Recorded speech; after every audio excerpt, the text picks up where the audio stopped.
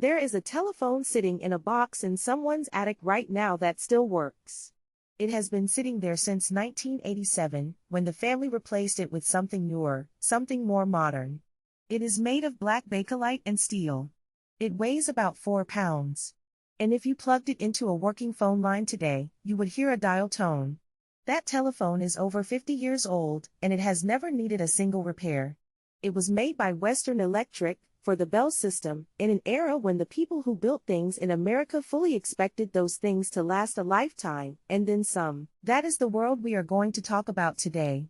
A world that existed not in some distant, romanticized past, but well within living memory, within the memory of anyone who grew up in a house with a rotary phone on the kitchen wall, a Frigidaire humming in the corner, and a Sunbeam Mixmaster sitting on the counter that your grandmother got as a wedding gift and never once thought to replace. These were not luxury items. They were not collector's pieces.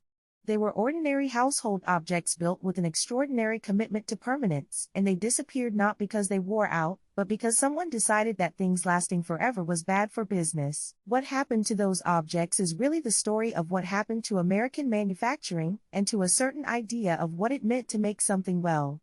So let us start at the beginning. That Western Electric telephone your grandmother had, the one with the heavy handset and the satisfying click of the rotary dial, was not just a well-made product. It was the product of a very specific economic arrangement that turned out to be one of the most effective quality control systems ever invented. When you had a telephone in 1968, you did not own it. You leased it from AT&T, which meant that AT&T was responsible for maintaining it, repairing it, and replacing it if it broke. That single fact changed everything about how those phones were built. If the phone company had to pay for every service call, every broken part, every failed handset, then the phone company had an overwhelming financial incentive to build the most durable telephone physically possible, and so they did. The phones were engineered to withstand being dropped, dragged, left out in the cold, and used by generations of children who had absolutely no concept of gentle handling. The internal components were overspecified by design. The casing was thick enough to survive years of abuse. The wiring was routed and secured with a care that bordered on obsessive. Bell system technicians could take apart and reassemble those phones in minutes, and replacement parts were standardized across decades of production. These were not consumer goods in the modern sense of the word. They were infrastructure, and they were built that way. Then came 1984, and the government-mandated breakup of AT&T, one of the most consequential business decisions in American history. When the Bell system was dissolved, the leasing model went with it.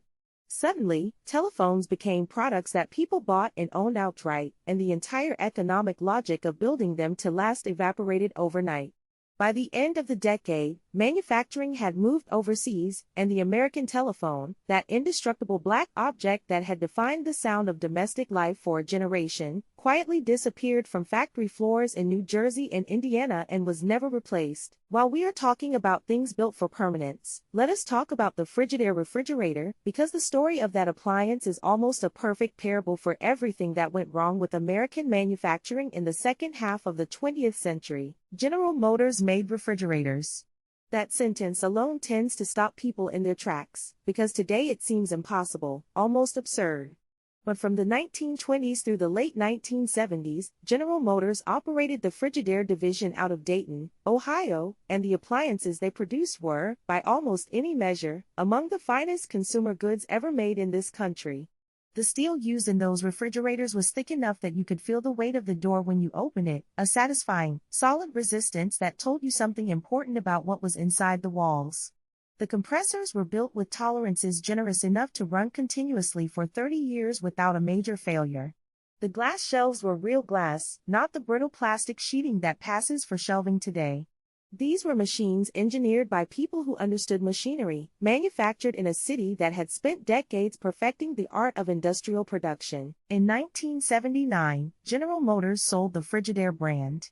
That decision set off a chain of corporate acquisitions and ownership changes that, over the following 2 decades, systematically dismantled everything that had made those refrigerators worth buying. Each new owner arrived with the same mandate: reduce costs, increase margins, accelerate production. The thick steel got thinner. The compressors were value engineered down to their minimum viable specifications. The generous tolerances that had allowed those old machines to run decade after decade were replaced with components that met the standard, and only barely. The average lifespan of an American refrigerator in 1968 was measured in multiple decades. Today, industry estimates put it somewhere around 9 years. That is not a coincidence. That is a business decision made in a boardroom, and the cost of that decision has been paid by every family that has replaced an appliance they should never have had to replace. Now move down the kitchen counter from that Frigidaire and you will find the Sunbeam Mixmaster, which for a certain generation of American women was not just a kitchen appliance but a landmark event. Getting a Mixmaster as a wedding gift in 1955 or 1960 meant getting a machine you would use for the rest of your life. These were made in McMinnville, Tennessee, and the engineering philosophy behind them was almost extravagant in its commitment to durability. The motor was overbuilt by design, sized not to the minimum power needed for the task but to a standard generous enough that it ran cool even under the heaviest workload. The internal components were made with the kind of tolerances that allowed a mechanic to service and rebuild the motor years down the line. These were appliances you could hand down. The Sunbeam Company went through corporate restructuring in the 80s and then into 2 separate bankruptcy proceedings during the 90s, the second of which ended in the kind of chaotic, asset-stripping collapse that characterized so many American manufacturing stories of that era. The Tennessee factory closed in 2001. The Mixmaster name survived, because names have value in the marketplace even after the thing they were attached to has been hollowed out. You can still buy a Sunbeam Mixmaster today. It will not be the same machine. It will not be built the same way, by the same kind of workers, to the same specifications. The name has outlasted everything it used to mean. There is a version of this story that plays out in almost every corner of the mid-century American kitchen, but perhaps none is more telling than the story of Pyrex. Because Pyrex is still everywhere. You probably have a piece of it in your cabinet right now. And the odds are good that what you are looking at is not the same material that made Pyrex legendary. The original Pyrex was developed by Corning Glass Works in 1915, and the material it used, borosilicate glass, was the same glass used in scientific laboratory equipment. That is not a marketing phrase. It is a literal statement of fact. Borosilicate glass can absorb dramatic swings in temperature without cracking, which is why you can take a Pyrex dish out of a freezer and put it directly into a hot oven without thinking twice about it. Women in 1968 used their Pyrex baking dishes that way for decades, handing them down to their daughters, who handed them down to their daughters in turn. The dishes did not break. The glass did not fail. They were made from a material whose fundamental chemistry made them almost impervious to the conditions of a working kitchen. In 1998, the Pyrex brand was sold, and the manufacturing formula was changed.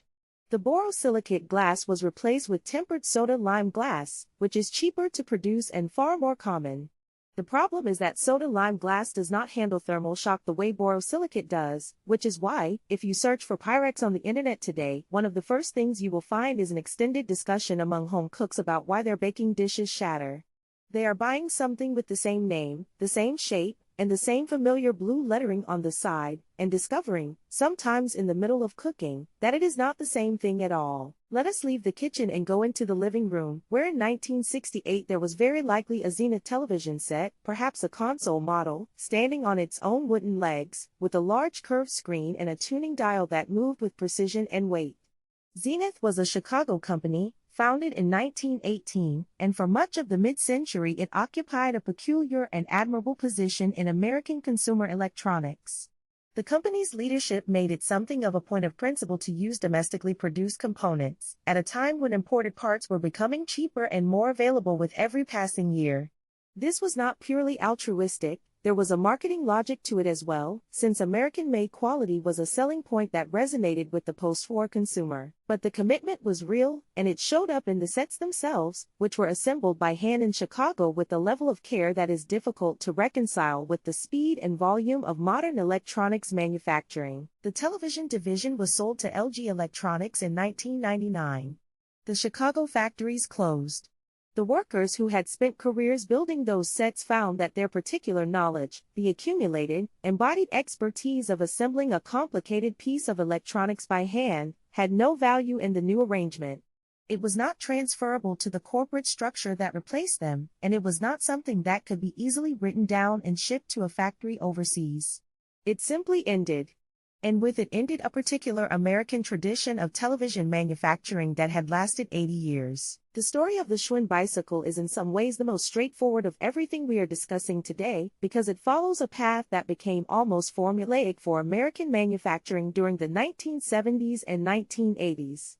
Schwinn had been building bicycles in Chicago since 1895, nearly a century of domestic production, domestic steel, and a product designed to be repaired rather than replaced. The frames were heavy. The components were standardized enough that a Schwinn dealer could fix almost anything that went wrong. Parents who had ridden Schwinns as children bought Schwinns for their own children, and the brand carried a weight of cultural familiarity that was itself a kind of value. Then came the foreign competition, and the rising cost of domestic labor, and the relentless arithmetic of manufacturing economics in an era of falling trade barriers. Schwinn moved production to Asia in 1981. The Chicago plant closed in 1982. And in 1992, after a decade of trying to compete in a market that had fundamentally changed around it, the company filed for bankruptcy. The Schwinn name still exists, still appears on bicycles sold in big box stores.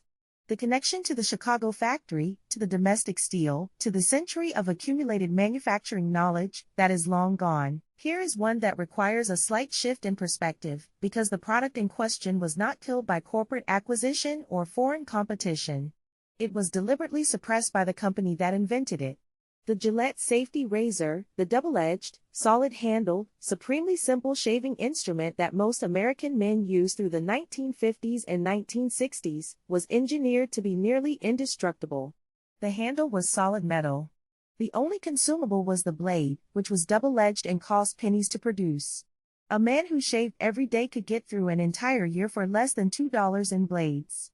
The math was almost insultingly simple. The product was cheap to buy, cheap to maintain, and built to last forever. That was exactly the problem, from a business standpoint. In 1971, Gillette introduced the Track 2, the first multi-blade cartridge razor. And from that moment forward, the company systematically began removing double-edged safety razors from store shelves, not because consumers had decided they preferred the new product, but because the new product generated an ongoing stream of cartridge revenue that the old product was structurally incapable of generating. The safety razor was not obsolete. It had not been replaced by superior technology. It was simply made unavailable, marginalized off the shelves of pharmacies and grocery stores, rendered invisible to a generation of American men who would have happily gone on using it.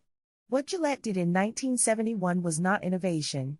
It was the invention of planned dependency, the deliberate engineering of a consumer relationship built on recurring cost. The Kodak Brownie camera is perhaps the most poignant object in this conversation, because its story ends not in corporate acquisition or deliberate market manipulation but in something closer to tragedy, the collision of an entire American industry with a technology it could not outrun. Kodak built the Brownie camera in Rochester, New York, and what it did, what it genuinely accomplished for ordinary American life, was remarkable.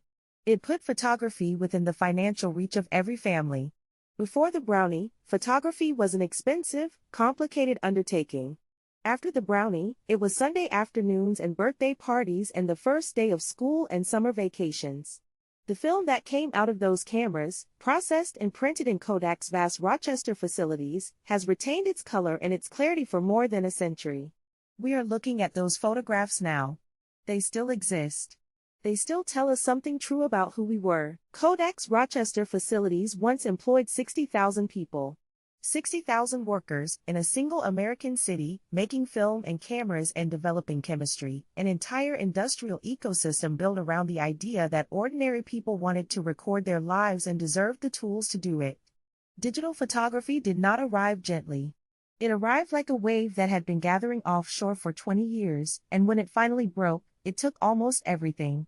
Kodak filed for bankruptcy in 2012. The factories that had once employed a sixth of Rochester went quiet. It is the one story in this conversation where the ending feels genuinely inevitable, where no single business decision sealed the outcome, and yet it is still a loss that has no adequate replacement. So what do all of these objects have in common? What is the thread that runs from the Western electric telephone to the Frigidaire to the Kodak Brownie, through all of the things that every American home had in 1968 and that no American home will ever have again? The simplest answer is that they were all built by people who were not trying to sell you anything else. The Bell system built durable phones because it owned the phone line and had no interest in selling you a new handset every 2 years. General Motors built durable refrigerators because its engineers applied industrial standards to consumer goods and did not see any distinction between the two. The Zenith workers in Chicago built durable televisions because they were skilled craftsmen who took pride in a product assembled by hand in their city. In each case, the incentive structure, the economic and cultural logic of the enterprise, pointed toward permanence. What replaced those incentive structures was the logic of the replacement cycle. If you build something that lasts forever, you can only sell it once. If you build something that breaks in 9 years, or that becomes functionally obsolete in 3, or that requires a steady stream of purchased accessories to keep operating, you can sell it again and again, forever. The shift from one model to the other did not happen all at once. It happened through 100 boardroom decisions, 1,000 small compromises on material quality, the steady erosion of manufacturing standards in the name of margin improvement. It happened so gradually that most people did not notice it was happening until they were standing in front of a refrigerator that had failed in its 9th year and wondering, for the first time, whether they had ever owned an appliance that was actually built to last. The answer, if they were old enough to remember 1968, was yes. They had. And somewhere, in an attic or a basement or a garage, the evidence is probably still sitting there, exactly as it was left, waiting to be plugged in.